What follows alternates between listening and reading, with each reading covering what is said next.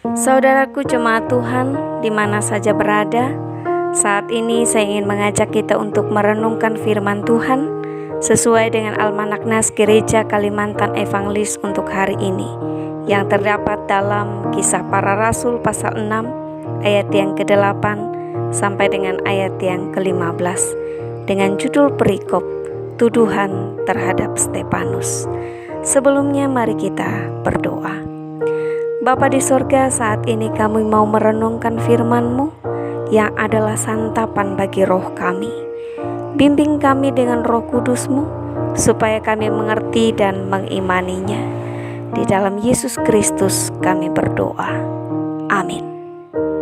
Saudaraku, mendapat tuduhan atau fitnah atas sesuatu yang sama sekali tidak kita lakukan adalah sesuatu yang menyakitkan. Ketika kita menghadapi keadaan ini, kita dapat saja menjadi marah, kecewa, benci, atau membalasnya dengan segala bentuk hal-hal yang jahat. Salah seorang dari 7 orang yang dipilih untuk melayani orang-orang miskin dalam jemaat pada zaman para rasul yang bernama Stefanus juga pernah dituduh dan difitnah atas sesuatu yang tidak dilakukannya. Tetapi reaksi Stefanus berbeda dengan orang-orang kebanyakan.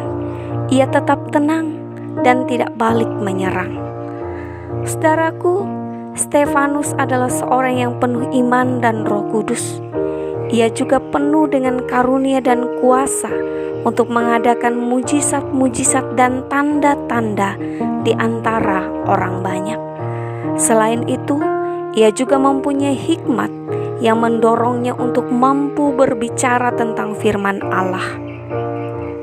Ada sekelompok jemaat Yahudi yang disebut Libertini menantang Stefanus untuk berdebat tentang Injil, tetapi mereka tidak sanggup melawan hikmatnya, sehingga mereka pun menghasut orang banyak untuk menuduh dan memfitnah Stefanus bahwa ia telah menghujat Musa dan Allah.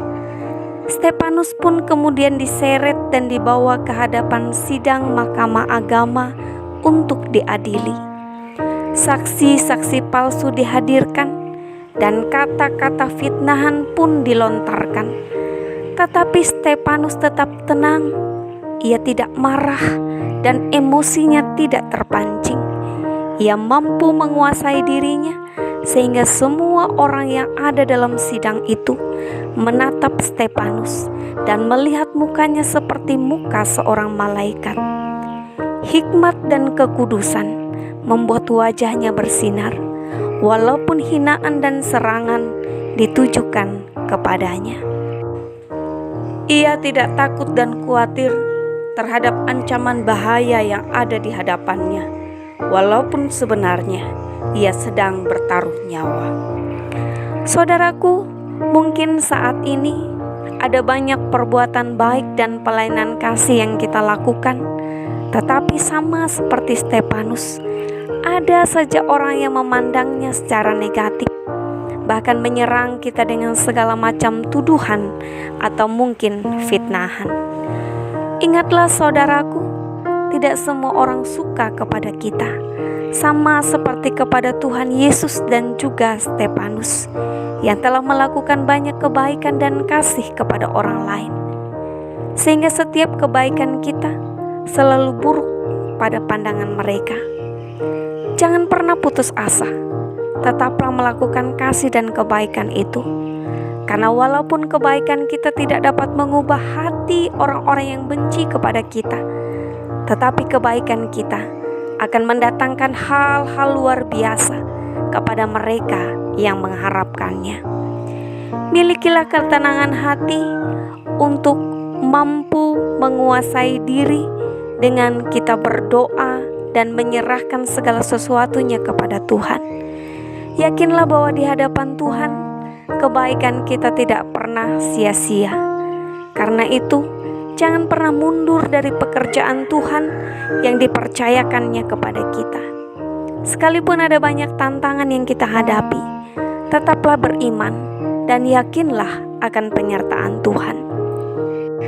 Demikian hendaknya ketika ancaman virus corona saat ini ada di hadapan kita, milikilah ketenangan dan iman untuk menghadapinya, dan bertindaklah sesuai tuntunan Roh Kudus yang memberi hikmat kepada kita demi keselamatan dan kesehatan kita. Saudaraku, anggota jemaat Libertini menantang Stefanus untuk berdebat tentang kitab suci. Dan ketika mereka kalah dalam perdebatan itu, mereka melakukan perbuatan dosa yang sangat bertentangan dengan ajaran kitab suci yang mereka ketahui, yang berakibat kematian bagi Stefanus. Fanatisme buta menjadikan mereka sebagai orang-orang jahat.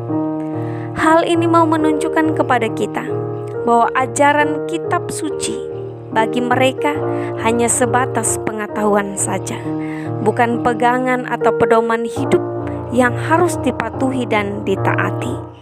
Karena itu saudaraku, tidak terlalu penting untuk memperdebatkan firman Tuhan, tetapi yang lebih penting adalah melakukannya dengan ketaatan dan kesetiaan kita. Walaupun kita mampu menyebutkan seluruh isi kitab suci, tetapi apabila perkataan dan perbuatan kita tidak sesuai dengan isi kitab suci itu, maka percumalah pengetahuan kita. Oleh sebab itu, tunjukkanlah teladan iman kita dengan melakukan ajaran firman Tuhan, sehingga semua orang yang memandang cara hidup kita akan melihat cahaya yang bersinar yang memancar dari kehidupan kita. Amin. Tuhan Yesus memberkati.